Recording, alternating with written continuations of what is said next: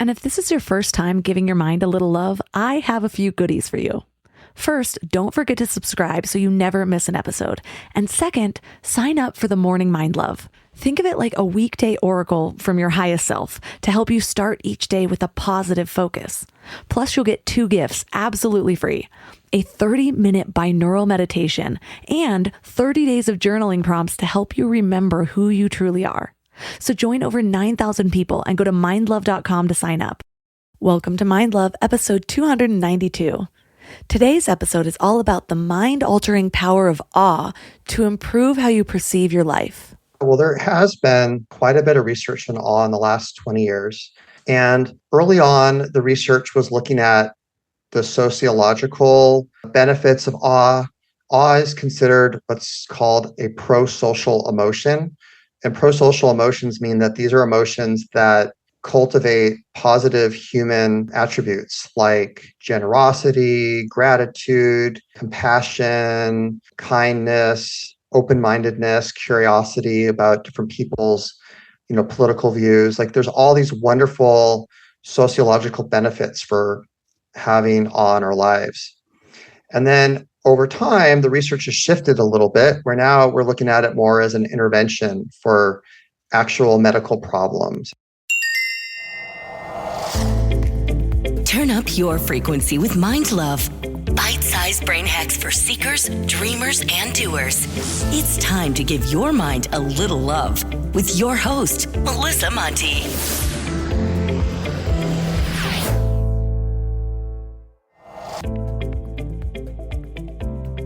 If this is your first time giving your mind a little love, don't forget to hit the subscribe button. Mind love is a habit, and the more you give your mind that love and intention, the better you'll feel about yourself and your life. Plus, it's really a win-win because more subscribers means Mind Love attracts even more amazing guests to bring you their wisdom. So don't forget to subscribe. When was the last time you felt awe? Think back to a moment when you were completely blown away by something. Maybe it was the sight of a stunning sunset or the feeling of power that you had standing at the top of a mountain. Do you stop to revel in that awe? Or do you take these moments for granted? I'm going to be honest. Most of my life, I've taken these moments or these experiences for granted. My theory is, growing up in California, the beauty of nature was just so commonplace that somewhere along the way it stopped feeling magical. Or maybe I should say, I stopped acknowledging the magic. Maybe I wasn't taught to stop and really take in the beauty. Do I have to be taught? I don't know, but my husband, on the other hand, has always been the opposite. And I love it because he's brought the awe back into my life. When we were first dating, he would always make sure to stop for a beautiful view on our long drives. Or he'd take me to special spots to see a city from a new perspective. He credits his mom. They grew up in the middle of the woods, and she was always creating little spots to sit and just be. A bench by the pond, or a few chairs at the top of a little hill with the sun peeking out. She would prompt them, even as kids, to notice the beauty. And the truth is, we're always surrounded by nature's magic. At any moment, we could experience wonder and awe, but most of us get so caught up in our lives that we don't even acknowledge the moment. But here's the thing. Experiencing awe actually has a whole lot of benefits, like increasing your creativity and your sense of connection to others. It even has the power to transform a society and change your physical health.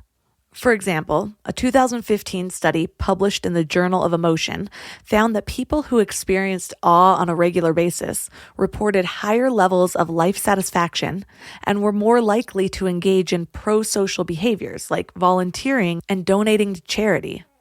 But here's where it gets really interesting. Research has shown that awe can have physiological effects on the body. Another 2015 study, published in the Journal of Psychological Science, found that people who viewed awe-inspiring images experienced a decrease in cytokines, which are proteins that play a role in inflammation and stress. How is that even possible? Well, it could be that awe has a calming effect on the body. But another theory that I like to wonder about is even more magical. Back in one of my exclusive episodes, number 59 with John Leaf, you can find that at mindlove.com/x59. We talked about how cells communicate with each other. He told us how science proved that just gazing at a tree improved our body's ability to heal because the cells in nature actually communicate with the cells in our bodies, which is fascinating. So imagine how that's enhanced when we're not just gazing at the tree, when we're allowing ourselves to really open up to how wondrous that tree is, how long it's been growing, how amazing it is that that tree creates oxygen for us to breathe, how cool it is that trees reduce sound waves and communicate with each other.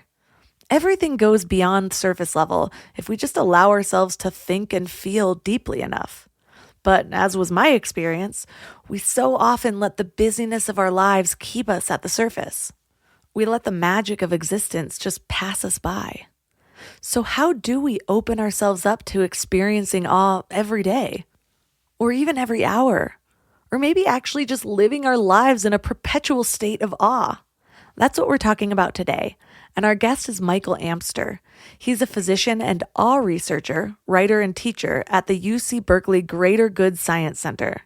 3 key things we will learn are what it really means to be in awe and why this topic has garnered so much attention lately, the science around the 3 types of awe, and a powerful method to help us enter into a state of awe at will. I also have a special gift for Mind Love members. There is a new awe meditation in your membership nook that will help you cultivate appreciation, amazement, and gratitude for all of the little things that you cherish in your life, so you can actually enter into that state of awe at will. You can find that with all of the other meditations in your members nook. I used to be one of those people who had grand plans for a big healthy meal every Sunday night, and I'd make these elaborate meal plans, buy all the ingredients, and then Wednesday would roll around and I'd be staring at that wilted spinach, ordering takeout again. Shopping, planning, and cooking food really can be simple and stress-free, and that's why I love Hungry Root. Hungry Root takes stress out of mealtime by filling your cart with personalized picks and planning your week of meals, getting smarter with every order. With over 15,000 recipes to choose from each week, many ready in just 15 minutes or less, it's so perfect for those nights when you have no energy left. What I love most is their smart cart technology. It actually learns what I like and what I will actually cook. So no more buying ingredients for recipes that I'll never make. Everything that shows up, I actually use. They screen out over 200 additives, including high fructose corn syrup and artificial sweeteners, only high quality meat and seafood with no hormones or antibiotics, and they carry brands like Vital Farms and Ithaca hummus that I already trust.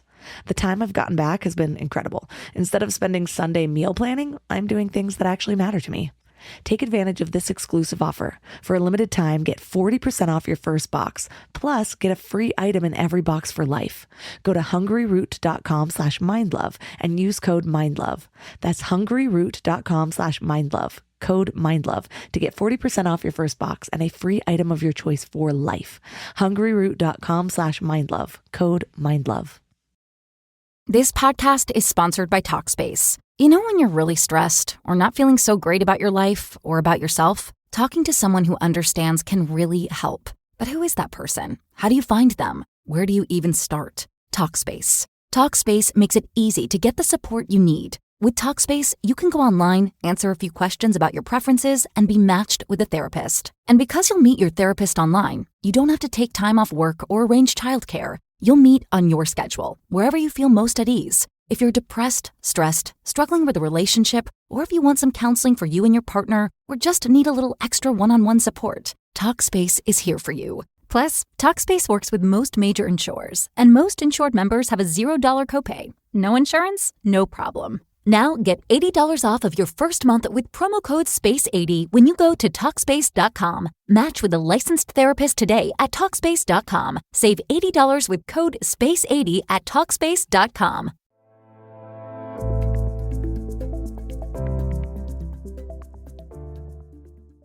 And now let's welcome Michael Amster to the show. Hi, thanks so much for inviting me, Melissa. It's great to meet you. What initially inspired your research on the topic of awe? Yeah, so the research that we've done on the emotion of awe started about 4 years ago. I was taking a class that my friend and colleague and co-author Jake Eagle was teaching. He's leads a mindfulness spiritual community called Live Conscious, and he has a website, liveconscious.com. And I've been a student of his for a number of years, attending his retreats. And he was teaching a class where he had the students, as a homework, do a 10-minute meditation. And it turned out he was experiencing that most of the people that were in the class didn't have the time to meditate for 10 minutes a day and to practice his his prescription. And I'm also a mindfulness teacher. I've been leading mindfulness groups for chronic pain patients for a number of years, as well as leading a spiritual group in my home community, a Buddhist interfaith meditation group. And together, Jake and I were talking about how hard it is for people to find the time to have a meditation practice. So from that conversation, I came up with the idea of microdosing mindfulness, which was the idea of having brief 15, 30-second mindfulness experiences that we could have on the road and take with us wherever we go. And we decided we wanted to explore this more. So Jake lives in Hawaii, and I flew out there. And as you probably everyone can relate, Hawaii is filled with a lot of awe. It's extremely beautiful with incredible sky and water. And everywhere you go, there's extraordinary awe. And it actually, as we were exploring what would be this ideal brief mindfulness practice, it was when I was making pancakes one morning for Jake and Hannah at their house. I had this profound moment of presence and awe while making pancakes, watching the batter turn from a liquid to a solid. I'm sure most of us, when we pour pancake batter, we pour the batter and then we walk away for a few minutes and make orange juice and sausage or whatever. And then we come back and flip the pancakes, but we never actually sit and watch the pancakes turn from liquid to solid. But I stood there and brought my full attention to the pancake making experience. And I had this profound, what I call orgasmic moment. So a very profound moment of awe, watching this very ordinary experience of pancake making. And then from that, we decided to design our practice based upon what I had experienced and our years of experience as a mindfulness teacher into what we call the awe method. But in terms of like defining awe, I think that's part of your question. Researchers define awe as an emotion that has two aspects to it. So if you think for a moment, if you can tell me, Melissa, a moment of awe you've had in your life, can you share something? The very first thing that came to mind was the first time I held my first baby. Yeah, so that was like a big transformative moment, and I'm guessing you felt like a sense of vastness, like this deep connection with the baby, and maybe something connecting bigger than yourself and the baby, like some deeper spiritual feeling. Is that right? Yes, it was a combination of so many feelings at once, also terror. But yeah, like I created this thing. I get to know you. It was really incredible. Yeah. So if we think about a moment of awe that we have, there's two aspects in terms of how we scientifically define what awe is. So first of all, there's a sense of vastness, perceptual vastness. So an awe moment can feel vast externally in terms of looking out at the world at a big view at Yosemite or the Grand Canyon, but it also creates a sense of vastness within ourselves. You don't have to have external vastness, but an awe moment makes your sense of self, like your small ego, it makes everything feel bigger and expand. And I know that's what you described when you kind of held the baby for the first time and got to meet him or her and embrace that new aspect of your life of motherhood. And that's the second way we define awe as emotion, is that it's what's called cognitive accommodation. So when we have an awe moment, it shifts our perception of reality for just a moment. Like we go like, wow, like your role on this planet completely changed the moment you held your baby for the first time. You're like, now I'm a mother.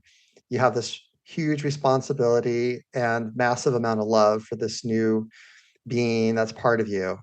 And together, those aspects is what creates the emotion of awe. You mentioned how people have difficulty with mindfulness, which I think is really unfortunate because there's so many benefits, but a lot of people don't even get there yet. So I hear a lot of things from people like, oh, meditation doesn't work for me. And I'm like, you just haven't got there yet. And I know because I probably waited in that area for 10 years where I'm like trying to develop one, feels good for a minute, really can't. And now it's funny because I am on a streak. Like meditation is the most important thing to me. Well, one of them besides my family. It's one of my most important self-care practices. And so it's the very first thing I do when I wake up in the morning, 20 minutes. And a friend actually replied to me and she was like, I can't believe you have the time to do that with a toddler and being pregnant and all the stuff that you have going on. And I'm like, well, I prioritize it. And so to me, I feel like we can all make the time for things that are really important to us. But like you said, we don't. And mindfulness tends to be this sort of big barrier for people, especially the meditation part of mindfulness. Why do you think that is, that they haven't really been able to connect the practice with the benefits?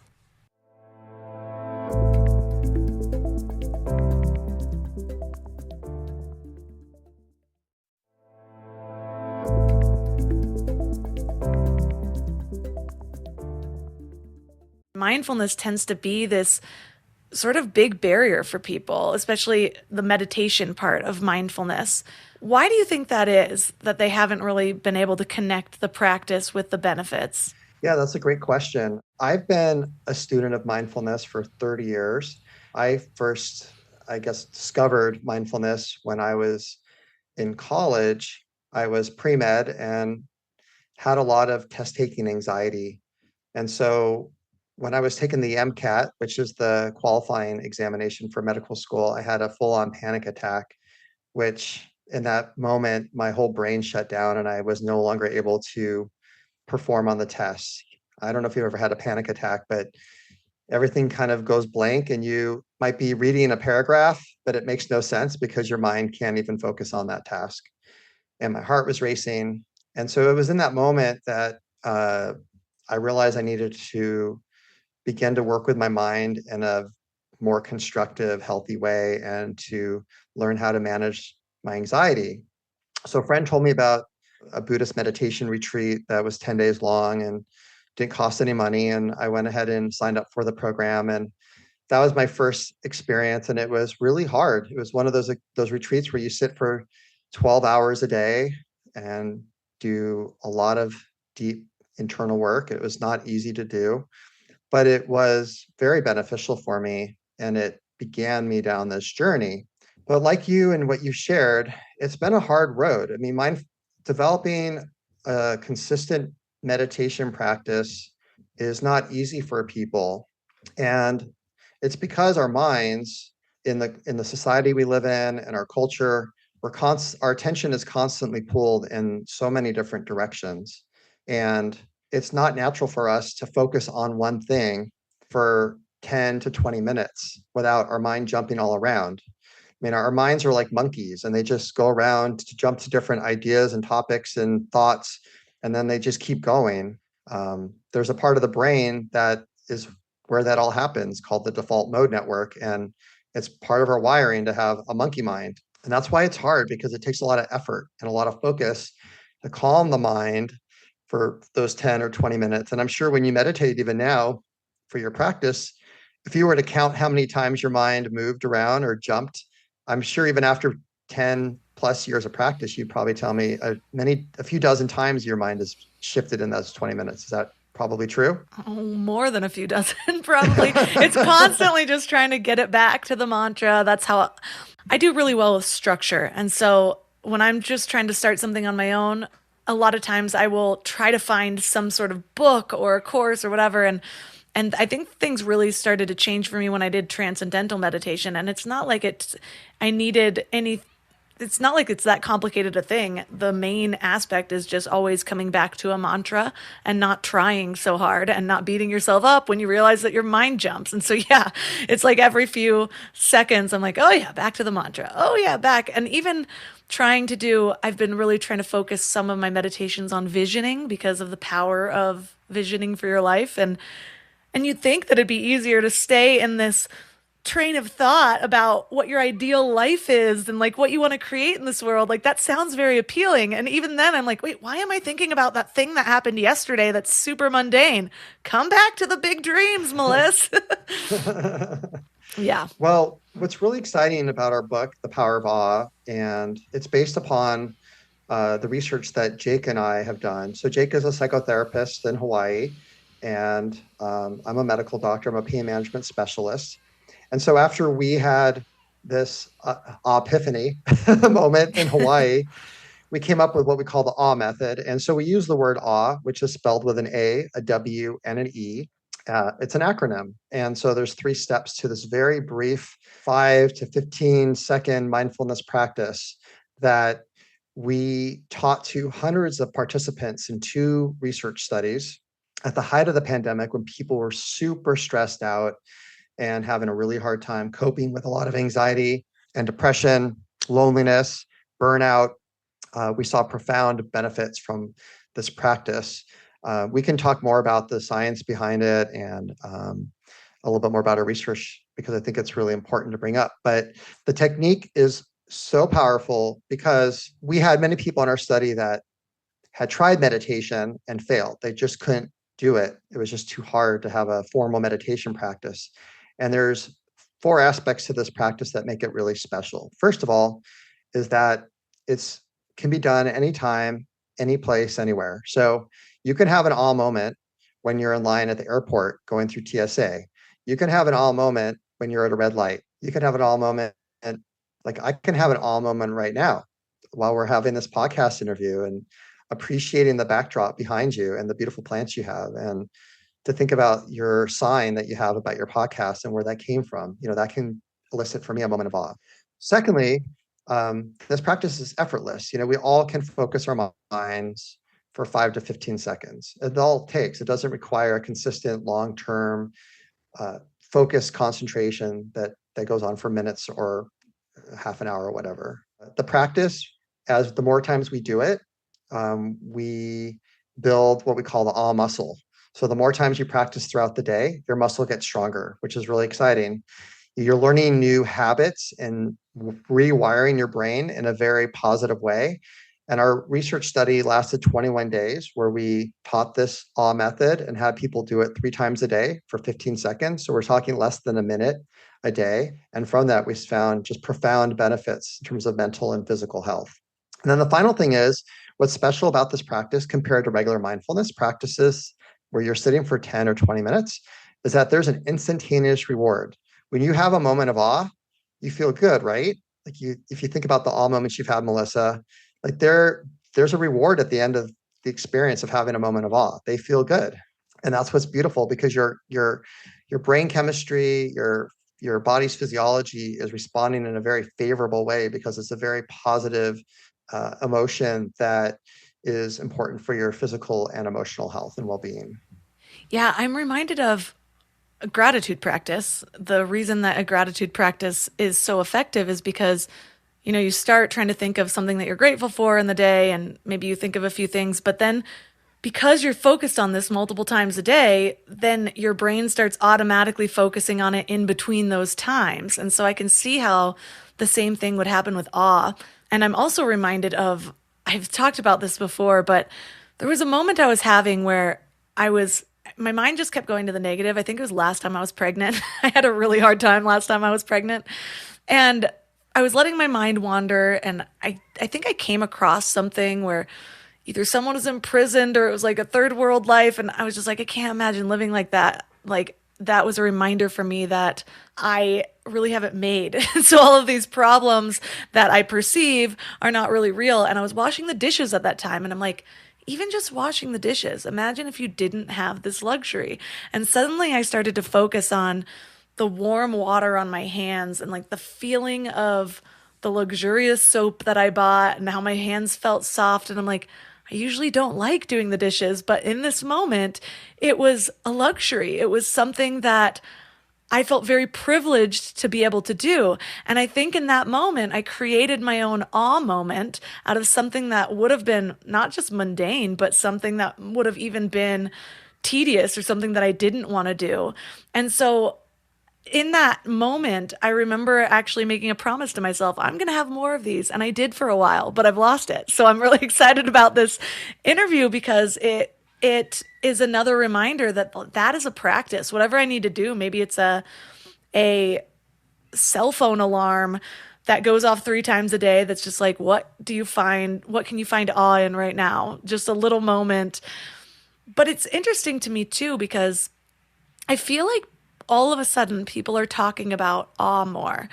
Are there more scientific studies being done? Why does it seem like the concept of awe is getting so much attention these days? Yeah, well, there has been quite a bit of research on awe in the last 20 years. The first scientific paper that started looking at the emotion of awe was in 2003.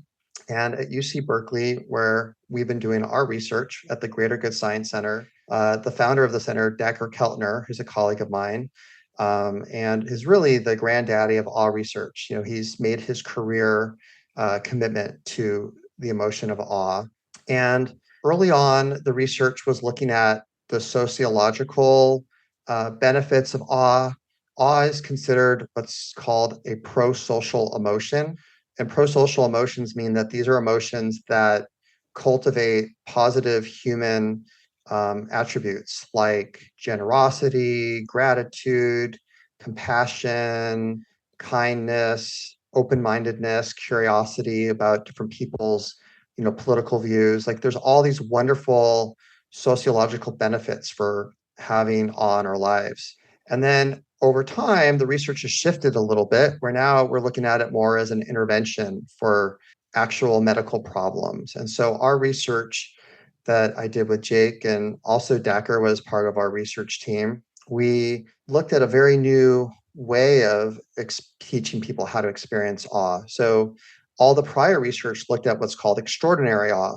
So they were having people go in virtual reality simulators and go fly over Yosemite Valley with goggles on, simulating that experience. But that's not sustainable for a daily practice, right? We can't have extraordinary awe on a daily basis.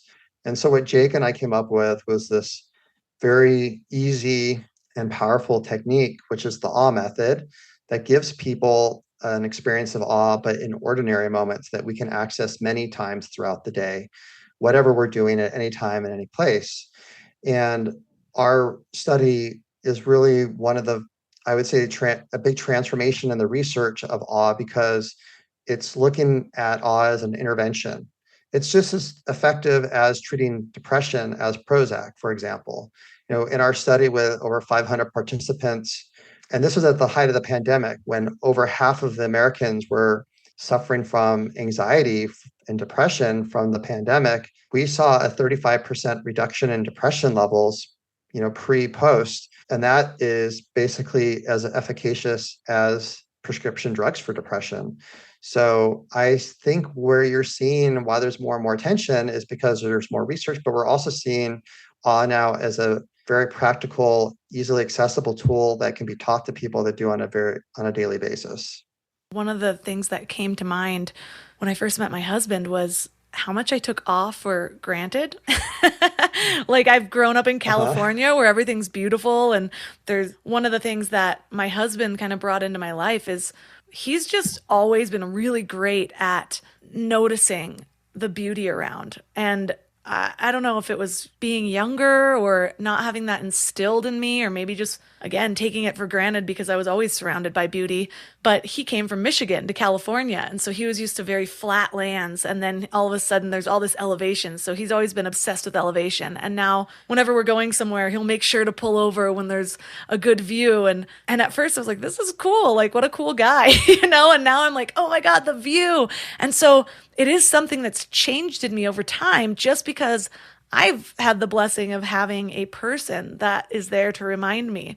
And so that's just with one thing. That's just with elevation, and views and the beauty. But I love this idea of kind of drilling it down to just little moments and realizing like all of these little things. Imagine if somebody from 100 years ago was transported to your life right now. How many things just within your reach would they be in total awe over because it did not exist back then? And so One of the things that you talk about, though, to help us kind of figure out where to find awe is that there are three types of awe. What are those three types?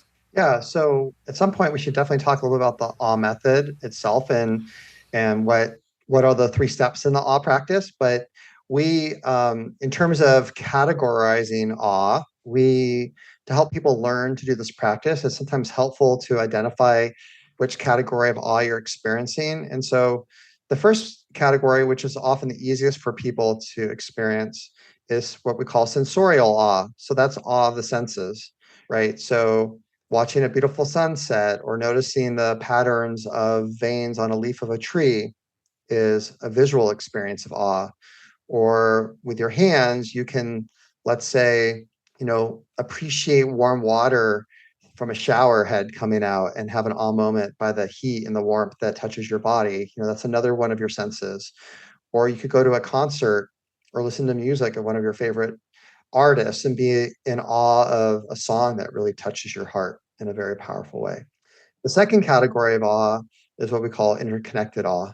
And that's awe we have in relation with other sentient beings. So it could be an awe moment you might have with your child or your partner, even with a stranger. You can have an awe moment connecting with a stranger at the grocery store in line or meeting someone on the street. You can have an awe moment with your pet, looking at your pet's eyes or petting them, appreciating the way they walk or whatever. There's endless ways you can have awe moments with other sentient beings. And then the third way to categorize awe is what we call conceptual awe. And that's how we look at the world and different concepts and how that inspires an awe moment. Like, for example, here I am right now. We're both, I think there's probably some natural light from the sun coming in through your window. And I'm having this awe moment right now where I'm appreciating and realizing that the light I'm seeing traveled from the sun, which is about 100 million miles away. I mean, that's super far away. And it took 8 minutes to get here. And because our sun, which is like a giant nuclear reactor, is emitting all of these photons all the time that travel to Earth, we have daylight. And it's just, to me, that's mind blowing. That's what we talk about with conceptual awe. It's just the concepts of what make our world as it is in and of themselves is a mind blowing awe experience. So those are the three types of awe.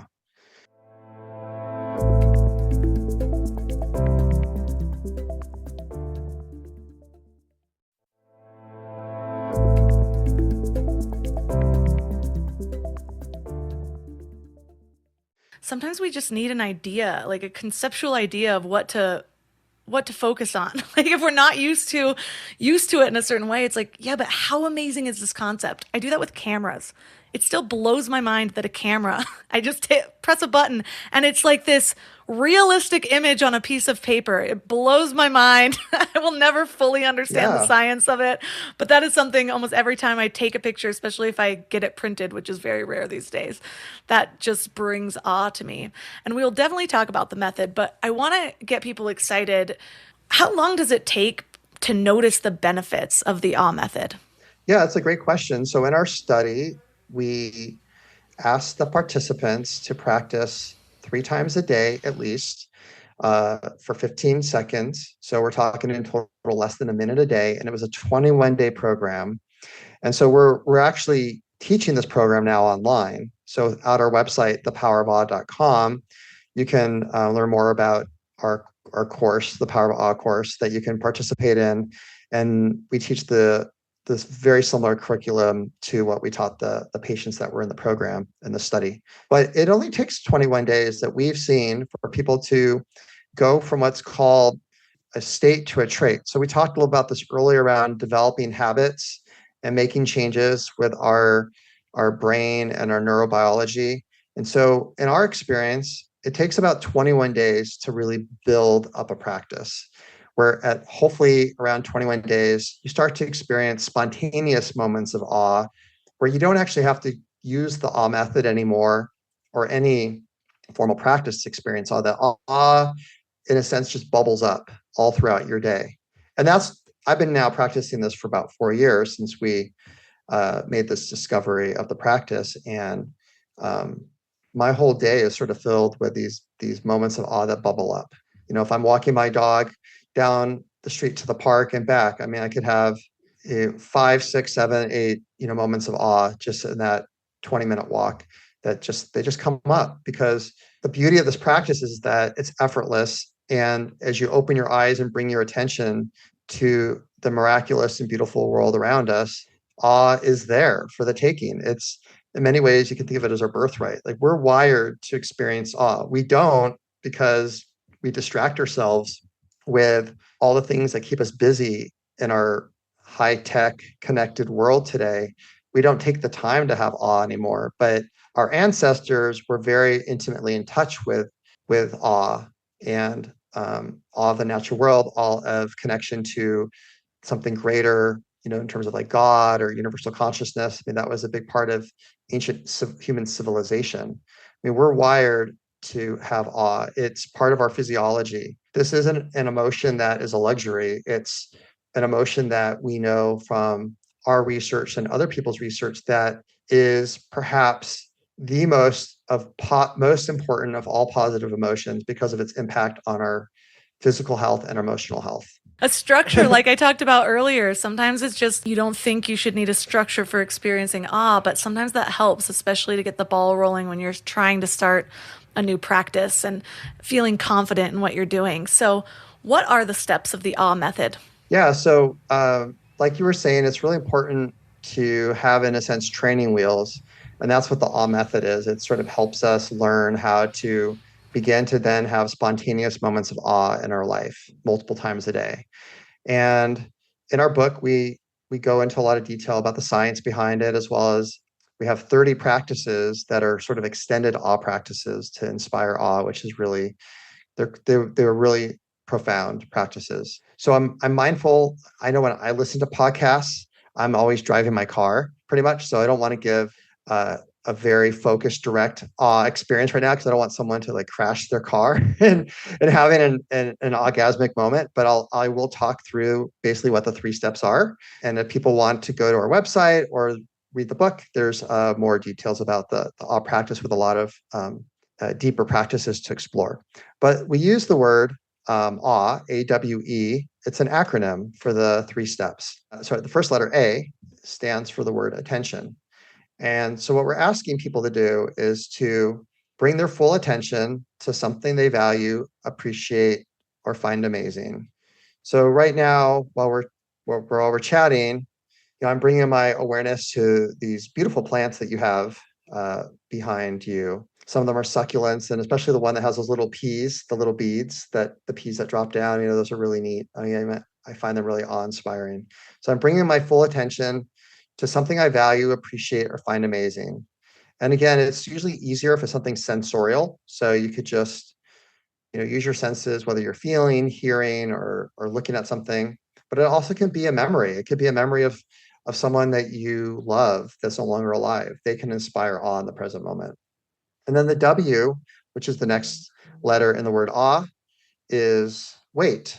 So we're asking the participant of the practice to just wait for a cycle of a breath. And I think of the wait as, in a way, like you're marinating yourself. You're soaking in that full moment that you're bringing your attention to, really letting it fill you up. And then the E is a deeper exhale than your inhale. So you want to take a longer exhale out that's deep. And when you take a longer exhale out, you're stimulating what's called your vagus nerve. And the vagus nerve is the master central computer of your autonomic nervous system. And it's the part of your nervous system that causes you to rest and your heart rate to slow down, and all these beneficial processes to occur physiologically that allow your body to heal and to feel safe. And then the E also stands for expand. So you want to let that moment that you just had expand, like let it get big, let it get vast inside of you. In fact, you can imagine, perhaps either in your mind's eye or just sensorially, you can imagine this filling you up where it almost gets bigger than you as a person. And that's often when you get those chills, right? When that expansion happens is when you physiologically feel those chills when you experience awe, or the tingle in your spine, or you start to smile, your eyes might widen, get bigger. You're going to perhaps notice colors get brighter. There's a lot of things that can change in your physiology in that moment where you know you're having a moment of awe. And that's the practice. It's AWE, attention, wait, exhale, and expand. And like I shared, on our website, we have some recordings of the practice, as well as free offerings of material that you can go to, as well as an online course. I love that because it's just so simple and it's something that you can easily incorporate into your day. The hardest part is just remembering. So, like I said, I'm going to be using a tool like a 3 times per day alarm, which is really what I do whenever I'm trying to implement a new habit. Just a little reminder. Focus on awe. What can you find awe-inspiring today? In your book, you talk about the difference in force versus presence, and it kind of reminds me of what I was talking about with transcendental meditation, where they talk about releasing the effort, which is hard for people to do though, because they're like, it's something new. What do you mean don't try? So what do you mean about force versus presence? What should we know about that? Yeah, so in our book, we talk about the difference between living with force in our lives, which is really the state that most of us are in, where we're efforting really hard, we're pushing, we're resisting to make things happen. And what we have learned from our research studies is that for people that are learning to practice the awe method, that by cultivating a sense of presence, that the awe experiences then come naturally. This isn't something that requires force. In fact, if you try to make yourself have an awe experience, like you're sort of faking it till you make it, which is faking it till you make it is an example of force. You're making something happen that really isn't naturally arising, then you're going to find yourself failing at trying to cultivate awe. Awe just comes from when you let go and you're just fully present, then these moments arise. They just bubble up in a way. You could say that they spontaneously come up because there's an endless amount of awe to be had in the present moment. I mean, you were talking about this, but like with your example of washing dishes, there's so much to be in awe of in the experience of washing dishes. And it sounds funny, but it's not. It's all there. You can be in awe of the soap and the suds and how saponification breaks down fats and cleans things. I mean, that's the chemistry behind that is really awe-inspiring if you think about it. I also want to just briefly touch back on what you were talking about building an awe practice. And you talked about setting your alarm to remind yourself to do so. And what is often really helpful for people is to do what's called habit stacking. And habit stacking is when the new habit you're trying to build, you stack it onto a habit you already have. So for example, everyone probably brushes their teeth in the morning and at the end of the day. So you could stack your awe moment around the time you brush your teeth. Like, okay, I'm brushing now. Let's go find an awe moment. That's one way to do it. For me, I start my morning with a cup of coffee, and I find making a cup of coffee, opening the bag of coffee, smelling the coffee, it's an awe moment for me. Every day I find something awe-inspiring around my coffee making process, whether it's it's boiling the water and watching the water boil in a kettle, or the aromas of the coffee, or the feel of the coffee, or the taste of the coffee. Some aspect of that process I find awe, and it's always a new way of experiencing coffee. It's a way of really deeply being intimate with your life, which isn't how we're all living. Most of us are living unconscious. We're just on autopilot. And what's beautiful about this practice is that it shifts your level of consciousness so that you can begin to really appreciate and value and savor these simple things that we've forgotten to find miraculous and wonderful. It's just, it opens your eyes to a completely new way of living. And the beautiful thing is that with the practice, what we found in our research is that it's dose dependent. So the more times throughout your day you dose moments of awe, the more benefit you get, the stronger your awe muscle gets. And you get more rewards. So it's a very self-generative practice, which I've never found with any other mindfulness practice at this level.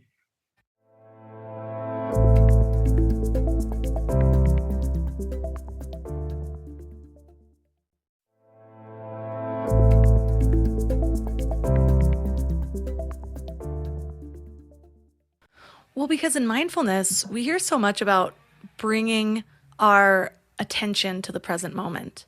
And I think people miss the idea of our mindset when we're in that present moment. And so a lot of us are so used to being spiraled into the negative that it's like, well, I don't want to be in the present moment because in the present moment, they don't even realize they're not in the present moment because they're judging what their house looks like or what the task is that they want to do. And they think that that's in the present moment. And so to have something sort of guide your mind, it's like, what is amazing about this? And so then you have, it's like the mantra in meditation. You have this thing to keep coming back to. And then you get to this point where I've read a lot of different books where people study with monks and gurus where they just live in a whole different mental world than we do, right? Like they've spent weeks or months in caves and their brains are just different. But what a lot of people say when they've spent time with people like that is that the energy they hold and how deeply they are in the present moment, the peace that they feel, the awe that they seem to have for every little thing. And so we are, like you said, training our brains to be in a different state of mind in the present moment than we're used to experiencing. And so I know that has so many benefits for just our happiness, releasing anxiety, depression, things like that. But you talked about the vagus nerve, and we recently just did an episode on polyvagus theory, episode 284. And that actually has even more physical benefits. And I know that you have a whole section in your book about how awe relates to the science of healing. What do we know about that? Yeah, so Jake and I are part of this, I guess you could call it a think tank of psychologists, researchers, physicians, people that are neuroscience experts. And one of the members in our group is Steve Porges, who's the founder of polyvagal theory. And so we talk a lot about him in one section of our book and his work. And the basic idea is that as part of this group is that we all believe that healing happens when we feel safe, when our nervous system is able to relax and we're not feeling threat or fear, that we're able to do the deeper healing work that needs to happen. And so one of the things that's really amazing about the emotion of awe, and this is some research that's been done at UC Berkeley, is they measured inflammatory cytokines. So in our body, we have these protein-based molecules, and cytokines, by the way, are actually the oldest intercellular communicators on the planet. So when Earth was first with single-cell, early multi-cell organisms, cytokines were the communicators between and within cells.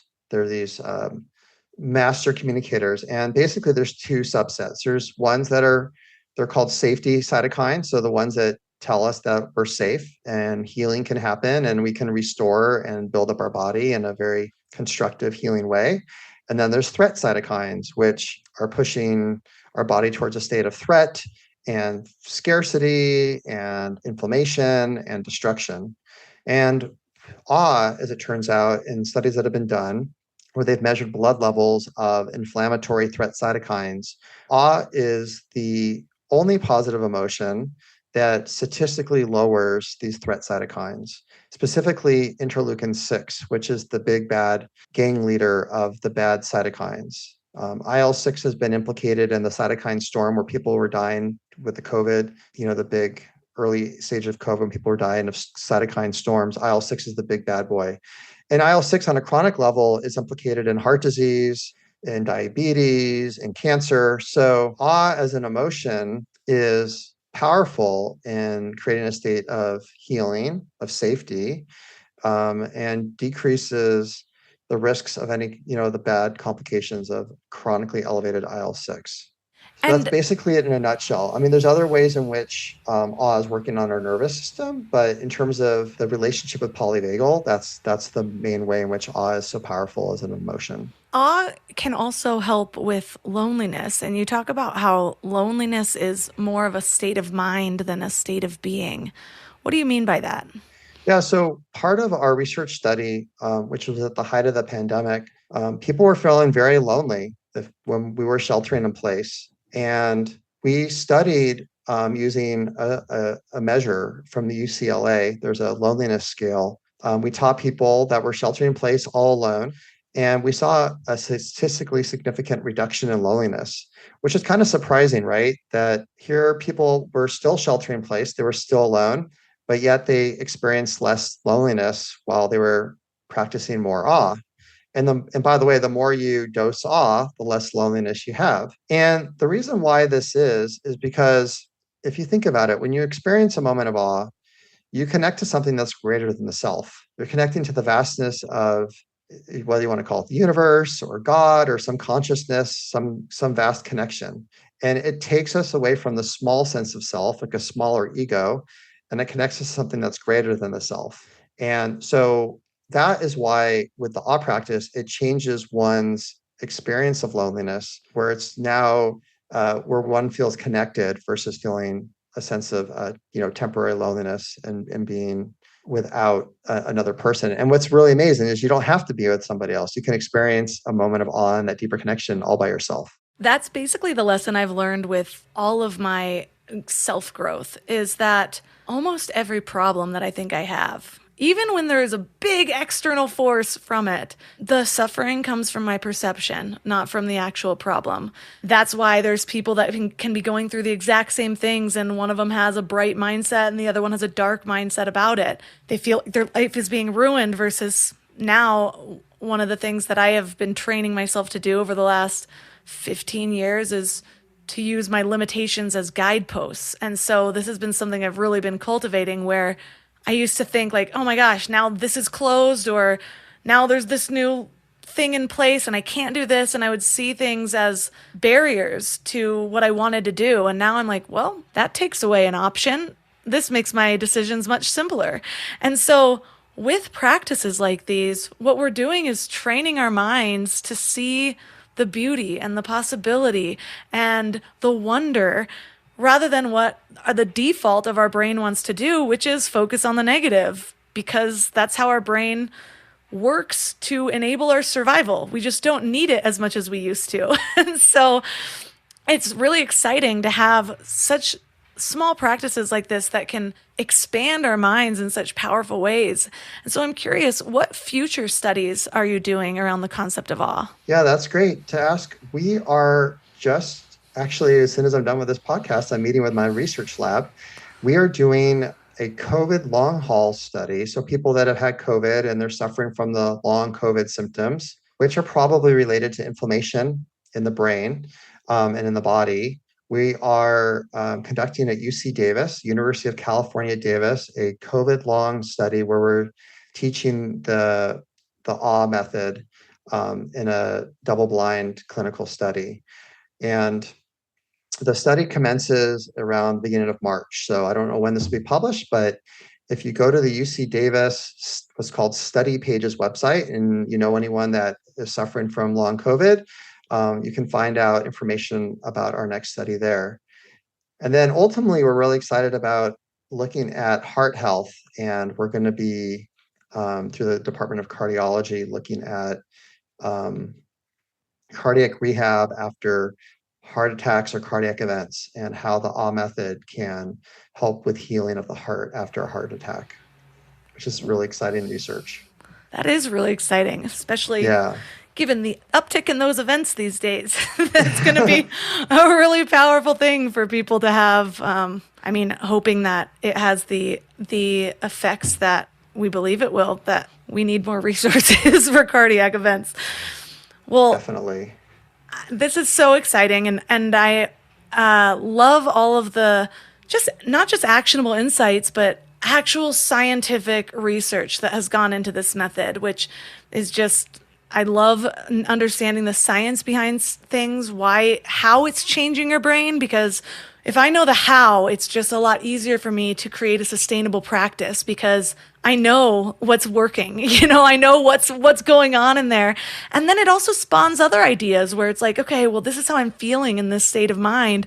what other moments of my day do I feel that same feeling, and can I expand that? And so I think it really has the power to change the way we live and the way we experience our lives, because like I said earlier, almost everything is perception. And so we think that we need to change all of these external things, but maybe we just need to perceive what we already have in a different way. And so for listeners that are interested in learning more about your method, your book, and the potential research, the future research that they're doing, where's the best place to find you online? Yeah, the best place to find us online is at thepowerofawe.com. So you just spell out our book title, .com, and we have a website. And on that website has more information about our book. We have a lot of free resources in terms of some of the longer practices you can do, some recordings. We also have what's really fun called the Moment of Awe page.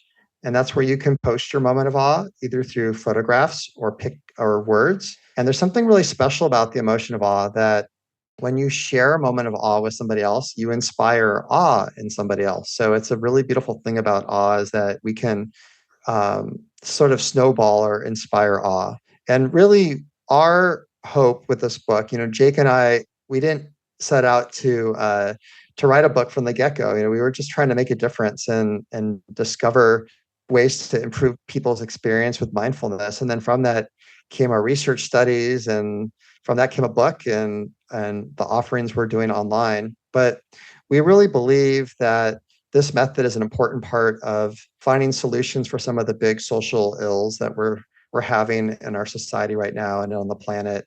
Because if you think about it, if you are in awe of humanity and awe of the beautiful diversity of different cultures, of people, then you're not going to want to kill somebody just because they might have a different name for the word God, or their skin color is different, or they eat different foods, or they dress a little differently than you.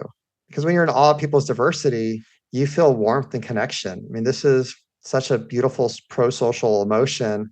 It's like the ultimate in terms of cultivating kindness and friendship and compassion for each other on the planet. And likewise, if you think about, and you're in awe of the beauty of the natural world, and you are in awe of different species and different habitats, and appreciate the grandeur of the natural world, you don't want to destroy it. Like, how can you cut down redwoods or clear-cut forests, or pollute the oceans and fish to the point of destroying all species on the planet of different fish, groups? Like, it's like you can't, because you value, appreciate, and you're in awe of those different things that make our natural world precious and miraculous. So our hope is really that this is part of the bigger solution of some of these big things that are faced in our world, because we know that awe helps with opening our hearts.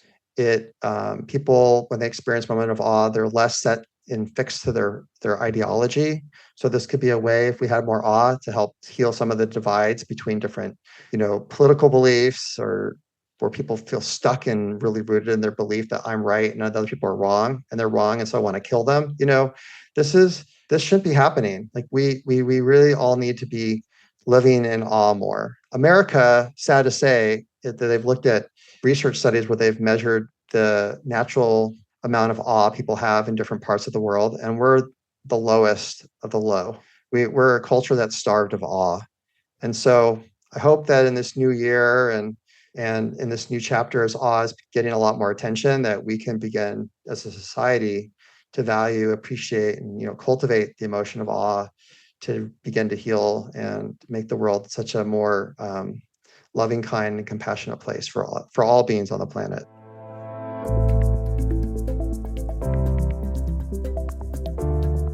All the links for this episode will be at mindlove.com/292. Your challenge for this week is to practice getting into that state of awe. So you can either go back and listen to this episode to be reminded of the awe method, or if you are a Mind Love member, you can actually just use the meditation that I created that will guide you through the steps. I have been working with this meditation because awe is one of the easiest ways to actually just feel good in any given moment. Another way to do this is just by reminding yourself regularly. When you're on a walk, stop and think about, what is awesome about what I'm experiencing, what I'm seeing? When you gaze at your baby or your partner or a friend, What are you grateful for about that connection? And can you really feel it? The more you practice doing this, the more it starts to become second nature. You can also just set reminders on your phone for a couple times a day to remind you to get into that place, to start to notice beyond the surface level. And if you do have access to the meditation, the more often you do that, the more you wire your brain to create those types of experiences. So let me know how it goes. Reach out to me on Instagram at mindlovemelissa. If you want to become a member and get access to the dozens of meditations that we have in there, along with our exclusive masterclasses, which are basically mini courses every single month that keep you accountable to make giving your mind a little love a lifestyle. You can find more information at mindlove.com/membership. You can find my amazing sponsors at mindlove.com/sponsors. And if you found this episode awesome, please consider sharing it. Take a screenshot and tag Mindlove Melissa and Mindlove Podcast. And that's all for today. So thanks for giving your mind a little love today, and I'll see you next week. Thanks for tuning into Your Higher Frequency with Mind Love. Head to mindlove.com for a free gift to keep your vibes up until next week.